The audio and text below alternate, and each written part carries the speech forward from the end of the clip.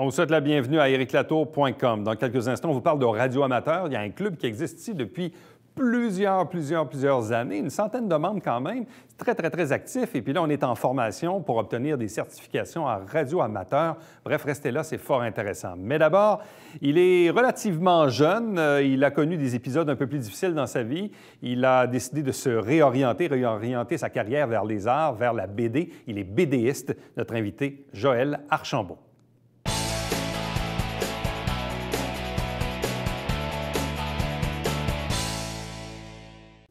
Au cours de l'actuelle saison, donc d'ici le mois de juin, à chaque mois, le Carrefour Jeunesse Emploi va nous présenter un jeune qui ressort un peu du lot, qui s'est repris en main, qui a fait contact avec le CJE et qui, évidemment, regarde vers l'avenir pour aussi réorienter sa carrière professionnelle, mais qui souvent a aussi des effets dans notre vie personnelle. Et le premier jeune du mois, pour le mois de janvier 2018, je vous présente notre invité, Joël Archambault. Bonsoir et bienvenue.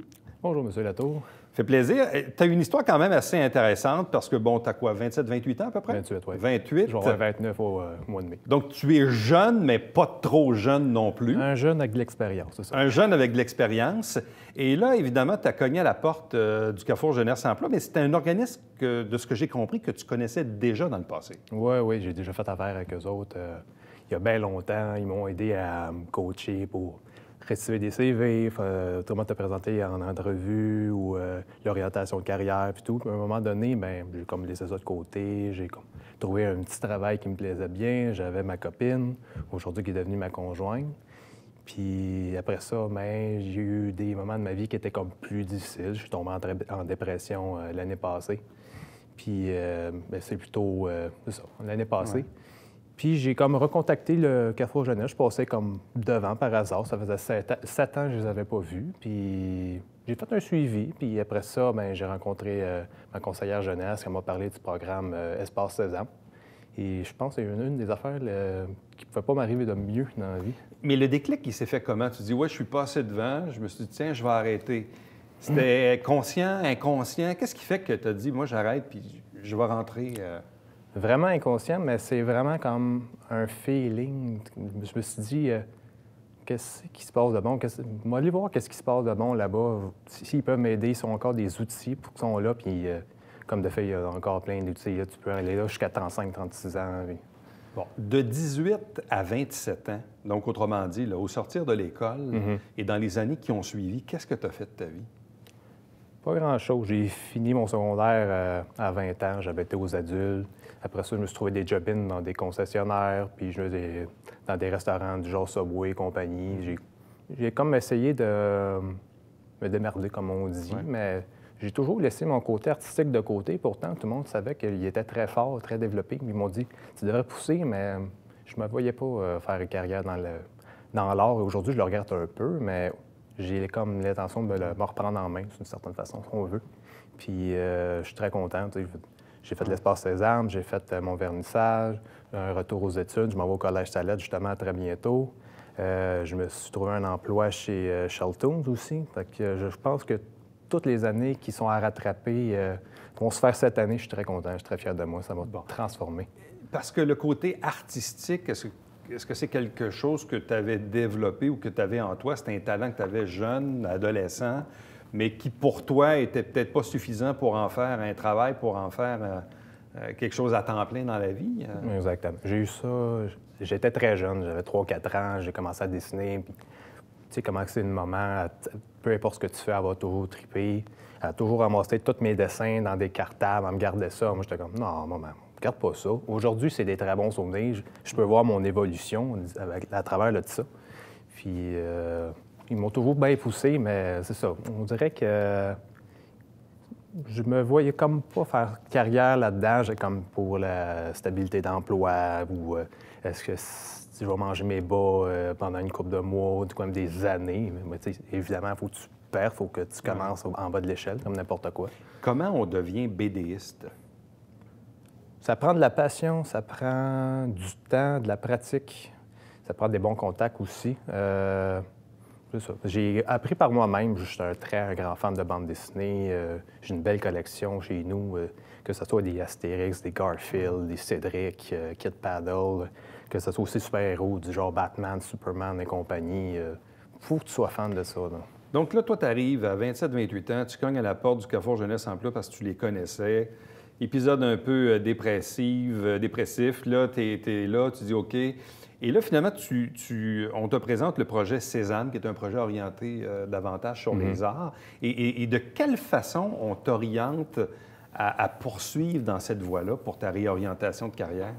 Je pense que j'étais tanné de ne pas être heureux dans la vie, puis qu'il y avait un vide. Puis l'art, c'est ce qui a vraiment comme bouché ce vide-là. Puis depuis que j'ai renoué avec cette passion-là, là, je me sens bien.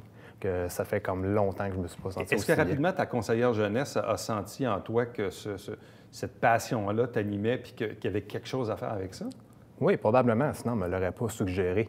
Puis ça a été la meilleure décision de ma vie d'aller là-dedans. J'ai rencontré d'autres gens que similairement,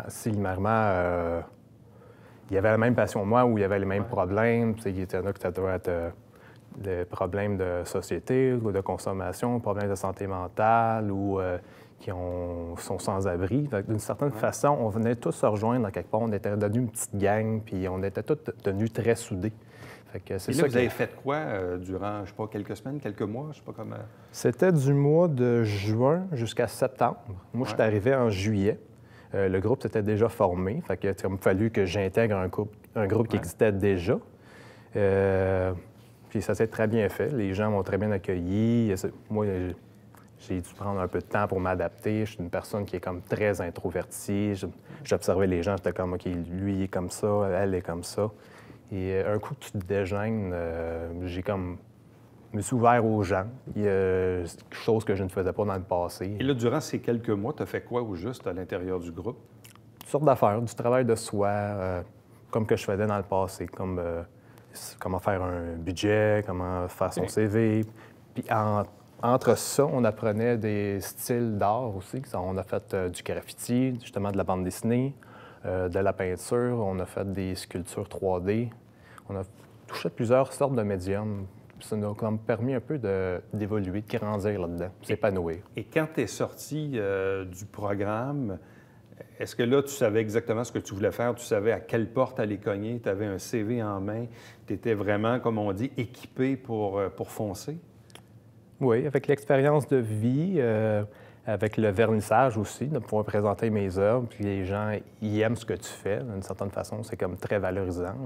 Ça m'a comme encouragé à continuer d'aller là-dedans, d'une certaine façon. Bon, tu parles de tes œuvres, parle-nous-en un peu plus. Qu'est-ce que c'est? C'est dans quel style? Ça raconte quoi? Je suis un grand fan de bande dessinée, comme je te l'ai dit tantôt. Tout ce que ça peut être super-héros, les petits personnages français ou belges. Je touche beaucoup à ça, dans cet univers-là, que ce soit dessin, j'ai fait aussi de la peinture, j'ai fait du graffiti. C'est pas mal toujours resté là-dedans. Je suis resté dans cette espèce d'univers super-héros geek aussi. Est-ce que tu crées tes personnages? Est-ce que tes personnages portent des noms? Est-ce qu'il y a des histoires? Bref, ton niveau de production peut ressembler à quoi à ce moment-ci? Oui, j'en avais créé quand j'étais jeune. 2 extraterrestres. Dans l'époque, ils s'appelaient Poutier et Buddy. Aujourd'hui, je les ai fait évoluer. Puis aujourd'hui, ils s'appellent Thierry et Hubert. OK. C'est un petit peu comme une facette de moi de deux côtés. Il y en a un qui est un petit peu plus énergétique, qui est comme un petit peu naïf ou qui est trop gentil avec les gens. Et tu as l'autre, Hubert, qui est un peu plus comme renfermé, plus grognon, plus terre-à-terre. Les deux ensemble, ça fait une belle chimie, tu sais, comme n'importe qui, Batman et Robin ou Astérix et Obélix. Et quel genre d'aventure ils ont? Très loufoque, très absurde. J'adore l'univers absurde parce que n'importe quoi peut arriver, tu peux créer n'importe quoi. Ça n'a aucun sens et c'est ça qui est drôle parce que des fois, c'est tellement une scène qui loufoque, qui n'a aucun sens. Et c'est ça qui est fun parce que ça fait une genre de surprise, si tu veux. Et là, maintenant, quels sont tes projets en termes de production, de publication, de collection, de thématiques? Là, autrement dit, dans les semaines et les mois à venir, tu te diriges vers quoi maintenant? Alors, en ce moment, j'ai ouvert ma page Facebook, facebook.com/jolt.illustration. Jolt est mon nom d'artiste. J'ai mis mes bandes dessinées là-dessus. Là, je fais mon actualité. Je leur dis, OK, là, en ce moment, je suis en train de faire un vernissage à telle place. Là, je retourne justement aux études, au Collège Salette, à la fin du mois de janvier. Et j'ai Sheltoons aussi que j'avais contacté. J'ai trouvé par hasard sur Internet, qui est une agence de bande dessinée qui recrute des gens pour apprendre aux enfants à dessiner. C'est entre la maternelle puis la 6e année. C'est quelque chose que j'avais déjà fait dans le passé, quand j'étais adolescent, dans un camp de vacances. C'était ma mère qui supervisait. Moi, je faisais les dessins. Et au début, c'est ça. J'étais plus ou moins motivé, mais on dirait qu'on s'attache après ça à montrer aux enfants comment dessiner. Puis ces enfants-là, après ça, tu leur deviens comme une sorte d'idole, si tu veux. Ils sont comme émerveillés que tu leur apprends à dessiner. Et là, pourquoi tu retournes aux études? Pour compléter des trucs ou pour aller un peu plus loin? Qu'est-ce que tu veux faire? Je voudrais aller plus loin, faire mes créations. Je veux prendre de l'expérience. Je voudrais plus me faire connaître. Puis là, je sais que là, en ce moment, j'aimerais vraiment ça percer dans le monde de l'illustration, de la bande dessinée. Alors, j'aimerais ça comme pouvoir aller chercher une formation, de l'expérience, puis je puisse continuer dans le domaine. Et mon entourage m'encourage beaucoup, là, que ce soit mes parents, mes amis, ma conjointe. Fait que je te dirais que je suis très bien booké, là. Donc, ta vie a changé, là? Radicalement. Radicalement. Donc, c'est quoi? C'est de... Quand on fait ce qu'on aime dans la vie, le bonheur n'est pas très loin, là. Ça aide, en tout cas. Je pense que c'est ça. C'était vraiment important de s'écouter puis de faire ce qu'on aime dans la vie. Moi, je croyais pas à ça. Moi, je pensais que tu te trouvais un job, que si ça te plaisait suffisamment, tu pouvais, comme après ça, faire ta carrière là-dedans. En autant que tu étais capable de payer tes comptes, ça allait. Malheureusement, j'ai suivi ce modèle-là. Puis ça m'a coûté 2 dépressions.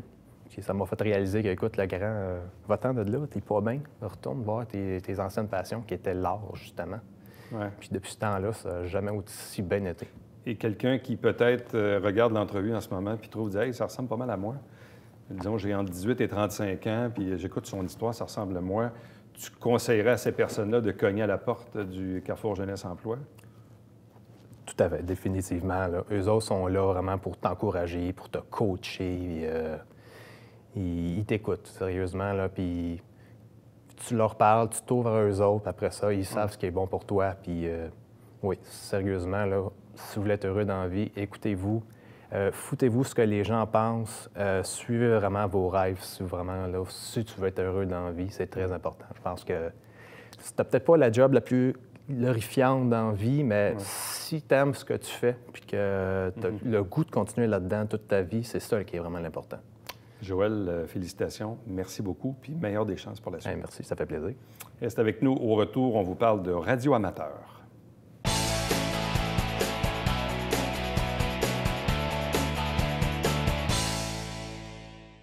Mesdames et messieurs, bonjour et bienvenue à La Justice entre nous. Mon nom est Serge.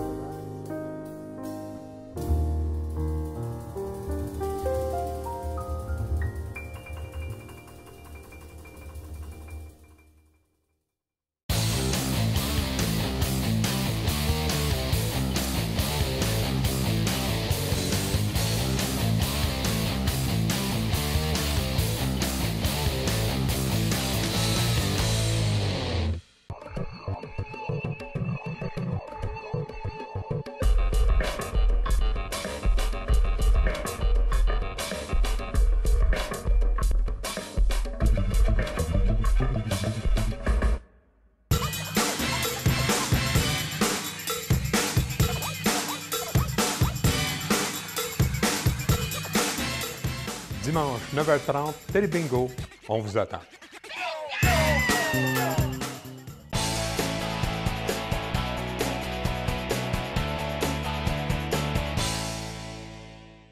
C'est probablement très, très rare qu'on aborde ce sujet à l'émission, puis honnêtement, quand je regarde les 10, les 20, peut-être même les 30 dernières années, je ne me rappelle pas avoir abordé ce sujet à l'émission. Et pourtant, ça existe dans la région depuis quand même assez longtemps. C'est le Club de radio amateur de la vallée du Richelieu, si vous préférez l'acronyme VE2CVR. 2 invités pour en parler. D'abord, Mathieu Boulris, qui est le nouveau président. Bonsoir. Bonjour, bonsoir Eric. Accompagné de Gérard Gagnon, qui est secrétaire du club. Bonsoir et bienvenue. Bonsoir. La radio amateur, c'est une drôle de question. Les gens, bon, radio, amateur, on peut imaginer un peu c'est quoi, mais dans la vraie vie, C'est quoi vous faites dans ces clubs-là? C'est quoi de la radio amateur? C'est de l'expérimentation. En fait, on expérimente avec les diverses ondes qu'on a, des hautes fréquences. Ça peut être aussi, on appelle ça du 2 mètres, qui va ressembler un peu à des walkie-talkies, mais avec plus haute puissance. On peut communiquer un peu partout dans le monde avec ça. Ça prend pas grand-chose. Gérard peut vous en parler aussi. Il a plus d'expérience que moi. Il a été dans le club depuis beaucoup plus longtemps. Il fait beaucoup de la radio amateur, pas mal avant moi. Donc, je vais laisser un peu Gérard en parler de ce point-là. Bon, le club VA2-CVR existe depuis maintenant 50 ans. Quand même.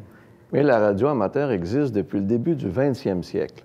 Les premières expérimentations de communication à distance, on remonte à l'époque de Marconi, là. Ouais. Mais comme il n'y avait rien d'établi, c'est tout le monde, en fin de compte, bricolait quelque chose. Et de petit à petit, on a développé des systèmes de communication. Donc, éventuellement, le commercial s'en est mêlé, mais les amateurs ont toujours été là pour bricoler à leurs frais, expérimenter à leurs frais, ce qui est encore le cas aujourd'hui. On peut acheter des appareils tout faits, mais on peut les fabriquer soi-même. Et on a la possibilité, légalement, en autant qu'on respecte les gammes de fréquences autorisées aux amateurs, on peut se fabriquer un appareil émetteur, l'essayer sur l'air, et tout à fait légalement. Ça peut être un appareil de 1 demi-watt, ça peut être un appareil de 1000 watts.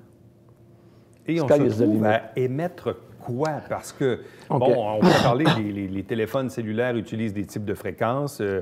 Quand j'étais plus jeune, c'était les bons vieux CB ou les walkie-talkies. Il y a des radios dites commerciales, exemple comme Boom 104.1 qui diffusent sur FM. Bon, c'est quoi la différence entre ça? Vous, quand vous émettez là-dessus, vous faites quoi? Donc, couramment, il y a plusieurs modes de communication. Il y a toujours la bonne vieille télégraphie, que tout le monde a déjà connue. Le code Morse. Le code Morse. Le code Morse. Bien, on a en cours la phonie qui existe. Depuis quelques années, il y a maintenant les modes numériques, ce qui veut dire des communications, en fin de compte, comme par exemple du packet, qui sont des modes de communication numérique. Et en phonie, on a accès, en fin de compte, à peu près à tous les gens qui veulent nous répondre. Donc, on peut émettre un signal sur l'air, sur une bande de fréquence amateur, et on lance l'appel, en fin de compte, général. Qui va nous répondre? Ça peut être quelqu'un des États-Unis, ça peut être quelqu'un d'Amérique du Sud, ça peut être quelqu'un, en fin de compte, en Russie. Donc, il n'y a pas de barrière comme telle. Et quel type de fréquence vous utilisez? Donc, on a, en fait, dans les basses fréquences, on va utiliser la bande connue sous le nom de 80 mètres, la bande de 40 mètres, la bande de 20 mètres, la bande de 15, la bande de 10. Ensuite de ça, on passe, en fin de compte, dans le VHF, qui est la bande de 6 mètres, la bande de 2 mètres. Ensuite de ça, on va dans la bande de 440 MHz. On peut aller dans la bande de 900 MHz, la bande de 1,2 GHz. Et on a jusqu'à 24 GHz. Et qu'est-ce qui fait qu'ici, à partir de Saint-Jean, à partir d'une antenne, à partir d'un émetteur, on est capable d'entrer en communication avec quelqu'un en Russie ou aux États-Unis? La plupart du temps, on fait un appel à tous.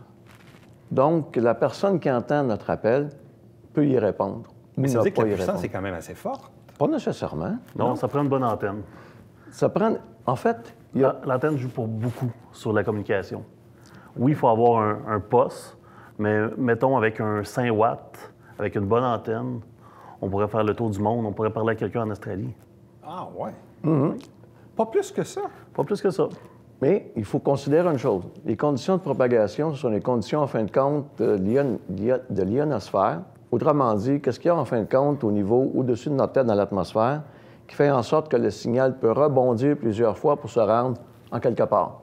Mais même dans le cas des radios dites commerciales ou même dans le temps des stations AM, Oui, c'est un autre mode de fréquence, mais on sait très bien que le soir, la puissance étant amplifiée à la 10, pouvait attraper des stations de radio de très, très loin, alors que dans le jour, on n'était pas capable de les capter. Le signal n'était pas amplifié. En fait, c'est la condition... C'est les conditions de propagation qui faisaient en sorte que le signal pouvait se retrouver très loin.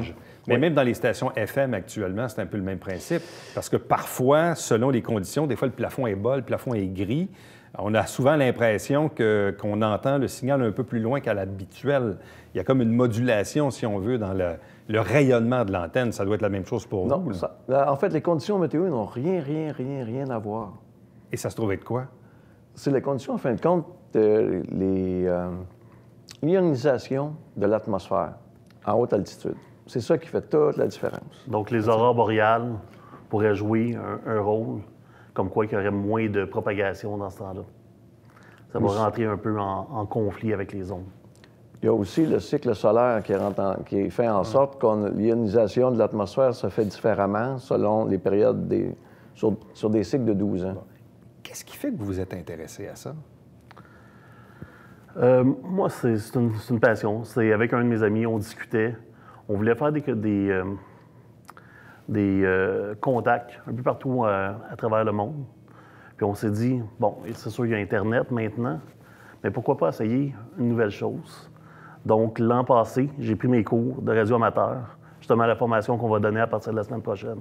Je l'ai suivi l'année dernière avec mon ami et on commence à s'équiper tranquillement pour communiquer avec les autres. Mais c'est vraiment une passion pour communiquer avec les gens autrement. Et vous, ça a commencé comment? C'est à peu près de la même façon.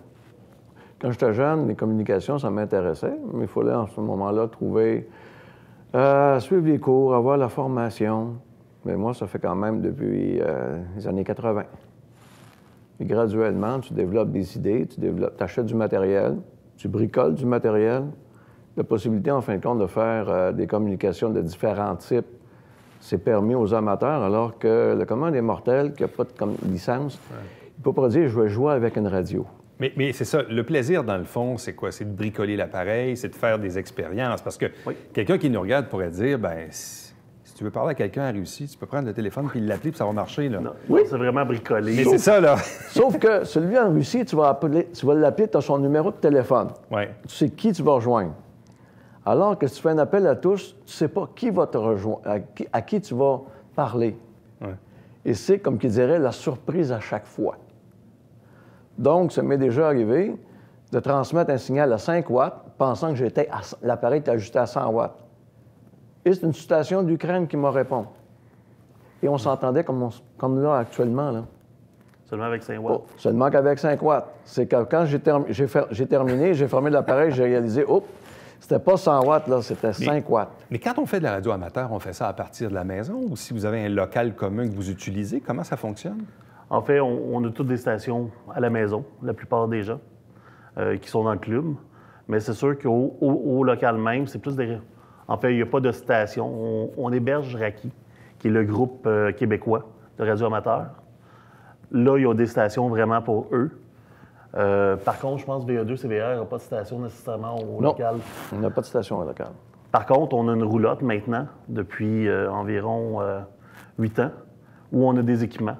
Donc, on participe à des concours de contacts à travers le monde ou à travers les États-Unis. Donc là, vous avez des équipements à la maison. Oui. Mais avez-vous à ce moment-là des antennes à la maison? Est-ce Ben que c'est oui. l'antenne qui est à la maison qui propage le signal? Oui. Avez-vous des répétiteurs, répétitrices? Si on utilise les bandes, comme par exemple les installations qu'on a à la Méga, les installations qu'il y a à l'hôpital, c'est plus, si on veut, local et régional. OK. Définitivement, on a besoin d'antennes extérieures. Mais si on veut faire des communications à plus grande distance, on va avoir quand même besoin d'équipement et d'antennes. Mais là, on n'utilisera pas, en fin de compte, un relais. Une répétitrice, c'est un relais. Le téléphone cellulaire, tu fonctionnes d'une tour de répétitrice à une autre. La radio amateur sur 2 mètres, sur 440, c'est exactement le même principe, mais à des fréquences différentes. Il y a combien de monde dans le monde, au Canada, au Québec, ici dans la région, là, pour nous donner un peu un ordre de grandeur, il y a combien de monde qui font de la radio amateur? Au Canada, on parle environ de 63-64 000 personnes. À travers le monde, on parle de 3 millions de personnes. Et Donc, juste ici dans la région? Ici dans la région, si je me fie au club présentement, on est quand même 100 membres. Donc, il y a au moins 100 personnes, mais il y a beaucoup de clubs aussi. Il y a un club à Farnham, il y a un club sur la rive sud de Montréal. Donc, il y a plusieurs clubs aussi. Donc, on pourrait être aux alentours, peut-être dans la région de 4 à 500 personnes qui font des radios amateurs. Et il y a combien de clubs au Québec? Environ? Je dirais... Une douzaine de clubs minimum. Ouais. Je dirais plus 12 à 20 clubs. Et là, actuellement, là, vous allez tomber là, dans les prochains jours vous allez offrir de la formation. Oui. C'est quoi la formation? Ça dure combien de temps? Ça s'adresse à qui? La formation est sur 10 semaines. Ça s'adresse à n'importe qui veut faire de la radio amateur, qui veut avoir un certificat pour pouvoir faire de la radio amateur. Moi-même, l'année passée, je n'avais pas de certificat, c'est pour ça que j'ai pris mon cours. On parle d'électronique, d'électricité. On va avoir des ateliers de formation aussi, vraiment plus pour faire des antennes, pour souder des câbles. Donc, on apprend vraiment tout. Puis c'est vraiment aussi avec la réglementation pour pouvoir passer la licence. Donc, on nous pratique, on nous prépare à passer notre licence qui est donnée par Industrie Canada pour pouvoir faire la radio amateur. Et on voit vraiment de tout, vraiment de l'électricité, les volts, les ampères, aller jusqu'à construire un fil, faire des antennes ou calculer vraiment l'ampérage sur un circuit. Et ça, parce qu'on le sait dans le monde, là, il y a eu beaucoup d'évolutions technologiques. Dans le monde de la radio amateur, est-ce que c'est encore la bonne vieille technologie ou si là aussi il y a une amélioration technologique? Il y a de l'amélioration de plus en plus, en fait. Il y a des bonnes maintenant digitales. Qu'est-ce qu'on n'avait pas avant, qui était plus analogique. Au début, c'était un cristal qui faisait les ondes. Maintenant, c'est plus des transistors, des choses comme ça. Donc, il y a quand même une évolution. Gérard, je pense que... On est passé, si on veut, des équipements qui étaient entièrement en tube à des équipements qui étaient partiellement en tube. Aujourd'hui, c'est tout l'équipement miniaturisé. Donc, la radio qui occupait un meuble comme ça ici, là, aujourd'hui, ça peut occuper, en fin de compte, juste un petit cubicule et de faire exactement la même chose avec encore plus de performance au niveau audio, au niveau qualité d'émission et de réception. Puis, dernière question, est-ce qu'on peut avoir des transmissions au-delà de, je dirais pas des extraterrestres et de la Terre, mais quand on parle de la NASA qui communique avec sa navette en haut ou sur la Lune... La navette, bon nombre d'astronautes, de gens qui sont actuellement en orbite. Il y a des amateurs et périodiquement, ils vont aller sur des équipements amateurs pour faire des communications avec les gens. Il y a aux États-Unis, il y a des écoles où est-ce que c'est qui s'équipent spécialement pour que le passage du véhicule, les gens puissent parler directement aux cosmonautes. Oui, ça se fait.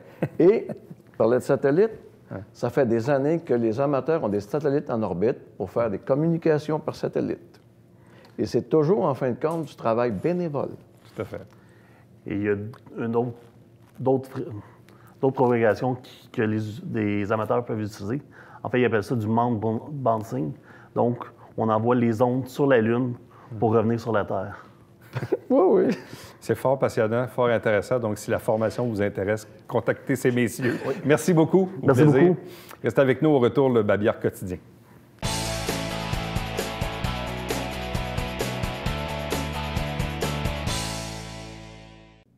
Le Café-Théâtre de Chambly a une belle programmation pour 2018. Question d'avoir la liste des événements, des activités. Vous pouvez aller directement sur le site Internet. Du côté de Saint-Jean-sur-Richelieu, à chaque semaine, on vous présente des extraits des travaux du Conseil via l'émission qui porte le même nom, Saint-Jean-sur-Richelieu. L'émission se retrouve également sur notre site Internet. Chaque dimanche matin, 9h30, en direct, c'est le Télébingo avec 4 000 $ en prix, 30 détaillants pour acheter vos livrets. Allez tout simplement pour avoir la liste www.tvhr9.com. À demain. Bye-bye.